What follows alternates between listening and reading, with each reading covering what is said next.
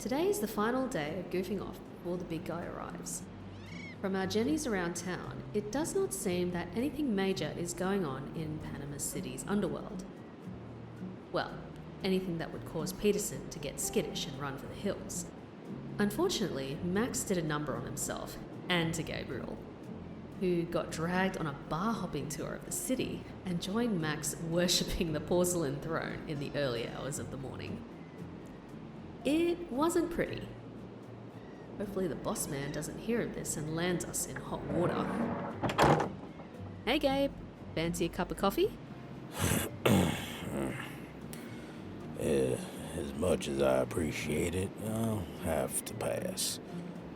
I'm sticking with water for a while. Figured as much. Who would have thought Max would get so chummy with the guys whom we played football with the other day? Tell me about it. If I wasn't there to stop him, who knows where the hell he would have ended up this morning. And for that, I'm grateful to you. If you need anything, I got you covered.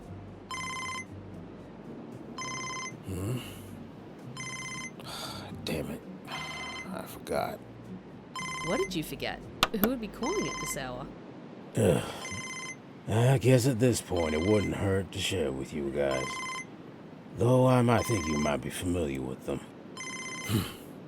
Hello? About time you answered, Gabby. You never answered my calls yesterday. Yeah, let's just say my coworker got a little excited and went on a drinking extravaganza and dragged me along for the ride. Ugh, you mean Max? I swear I thought he'd grow out of his frat party phase. But I guess this is more than just a phase for him. Wait, I think I know that voice. It's an old memory, but... Hold the phone. Is that you, Agent Stewart? What's it to you? And while we're on this, who are you? Don't tell me you and Max were out being flirts. Relax, KEYAH. It's been a while, but I'm one of the guys. I'm the Aussie, Agent PERRI. She's from the Vancouver job from a few years back, remember? When we shut down that human trafficking hub? PERRI? Vancouver? Wait, the double agent on that job? Crikey, that takes me back. Yep, that's me. Oh, I remember now. Didn't get the chance to give you my thanks, but nice to finally meet you, albeit over the phone. Likewise, what have you been up to? Lots of boots on the ground missions with MI6? Well, yes and no.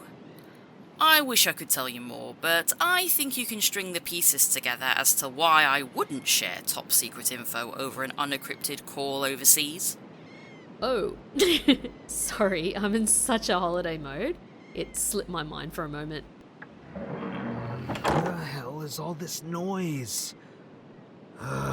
It's too early for this shit. Oh, God. Is that Max? How's he looking? Half of him is still attempting to reunite with his body after a night of partying, as you can hear.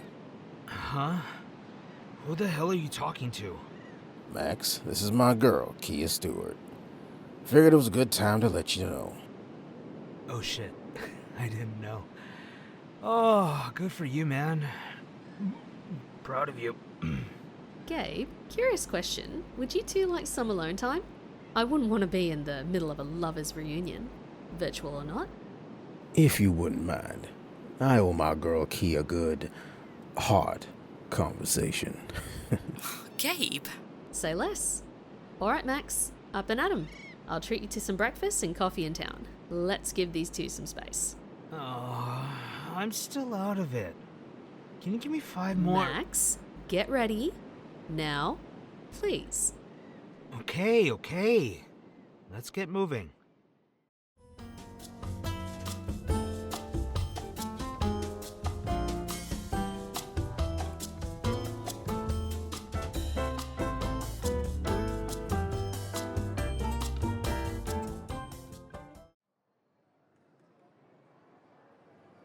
I know it was rough getting up from last night, so thanks for cooperating. Well, a man eventually knows better than third-wheeling a sensitive moment. Good to know. So, what do you remember from last night? I'm curious as to what you had dragging poor Gabe all over. I remember the whole night. As you know, the guys on the court and I became homies. I said, fuck it, and gave them my number in case they wanted to hang out. Sure enough, they rang me up and asked if I wanted to party with them on a bar hopping spree. Obviously, I said yes. And Gabe came as well to keep an eye on me. So I didn't end up doing anything too crazy. And then you got him almost as drunk as you did, living it up with the locals. Yeah.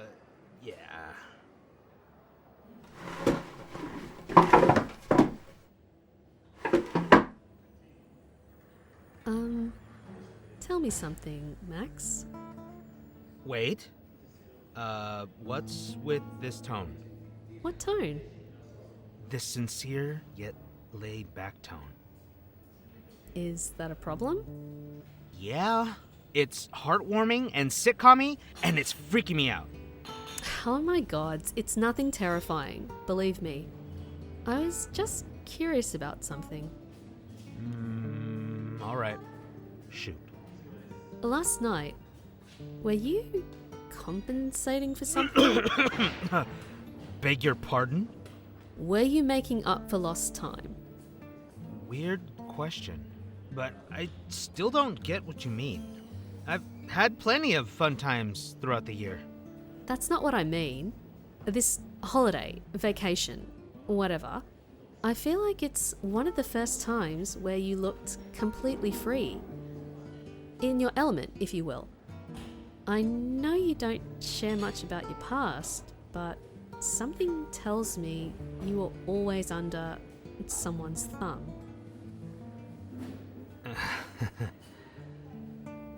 Your wits never fail to surprise me, Sonia. You're on the right track with that line of thinking. There's a story I've been meaning to tell you and Gabe. I know he's not here, but I guess he wouldn't mind hearing the abridged version of the story. Well, I'm here to listen. Take it slow if you need to. There once was a kid, born to a family that seemed pretty well off. Growing up seemed relatively uneventful, and the kid never asked why his life was so well off. Whatever he wanted to do, his parents graced him with the opportunity. He never really questioned how his life was so blessed. However, the kid noticed his dad would disappear sometimes, for days, sometimes weeks on end. His mom never answered his question as to his dad's whereabouts, just that he would eventually return. Also, when he started going through school, he noticed a lot of the adults gave him the side eye, as if he was the spawn of something evil. And this would eventually extend to the kids, too, who tried to associate with him as little as possible. As if he had the cooties. All of this came to a head when he was a freshie in high school. He remembered the school bus that he once got on, and he helplessly experienced two masked individuals just take the bus hostage just to get to him. They put a bag over his head, and he was brought to their boss. Turns out the easiest way to get a high-ranking person in a rival gang to heed your words is you target their family.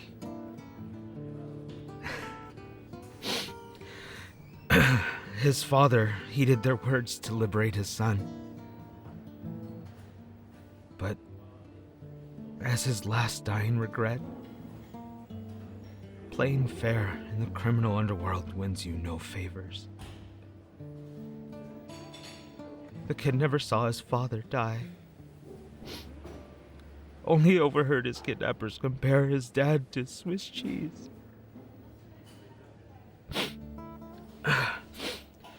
Then the rival criminal organization, against the kid's will, took them under their wing and made him their lapdog. The kid spent the rest of his childhood dead to the world and a slave to a criminal syndicate.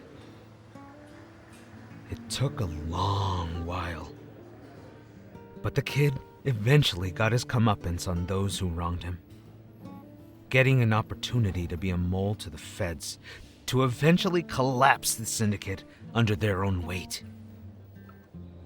One of the guys with the feds, seeing the craftiness in the young man who did everything in his power, extended a hand out to him to be a federal agent, to continue being a mole, and also diversify his skills to eventually do other things, like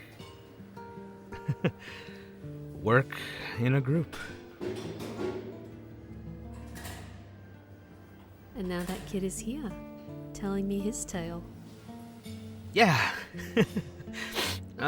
Sorry if it's a little of a heavy subject so early in the day. Not exactly something I eagerly recount often. Guess, in part from being robbed of fun as a kid, I'm making up for it now, should anything happen to me. Max, you don't need to shove experiences like that deep inside. Sure, enjoying yourself is nice, but abusing your own well-being to enjoy things is only going to make things worse for you. Plus, we're a trio. If you wanted to have some fun, don't hesitate to ask us. Gabe and I may not exactly share your party animal antics, but we can keep up if you let us. I just didn't want to bother you two to accompany me in my amusement. Especially with how hard I party. Are you hearing yourself speak?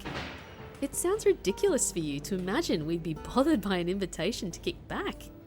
Just tell us. Don't keep your woes to yourself. We're here for you, as we've always been. Laying it on a little thick, are you? I'm serious, Max. You're not alone. Oh. Max. Thank you. Really. It made me feel so much better talking about that and reminding me of you guys. Glad I could help. I don't know what it is, but I feel comfortable around you. Me too. I mean, when you're not all Broadway loving Dundee, you're actually a real sweetheart. And there he is. Con permiso, you two. I have 2 orders of torreguitas with cerdo frito and 2 cups of coffee. Whoa, that looks delicious. Thank you. Wait, pardon the personal question, but do you happen to work at a beach resort as well? Ah, yes. You ordered the Seco Sour yesterday. Yes, I alternate between the restaurant and the beach resort throughout the week. Please, don't mind me. Enjoy yourselves and the food. Weird you happen to remember someone as random as a waiter. Yeah, I don't know. Something feels off. Maybe it's just my imagination. Yeah, let's just enjoy our breakfast. Well, say no more.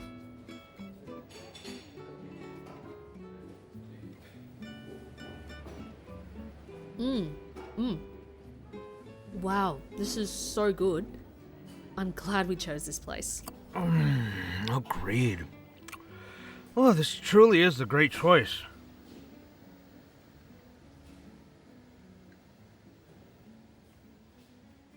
Hey, are you sensing what I'm sensing? Yeah. It's getting awfully quiet for breakfast rush hour. Wait, barring extreme coincidences, The chances of meeting the waiter in 2 establishments in the same town, and that there is more criminal activity in the city than normal? No, that's not the kicker here. I am one of the people in charge of taking care of his security detail. Based on how well you've been taking care of the work I throw your way, I'm willing to show my gratitude by putting a word out for you 3 and having you come along to be security guards. Why would someone so low on a syndicate ladder be in charge of the security detail for such a high-profile mission? Unless... Max!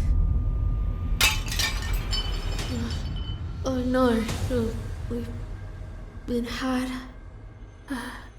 from the start.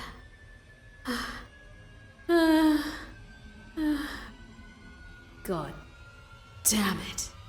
And we blatantly used our real names the whole time.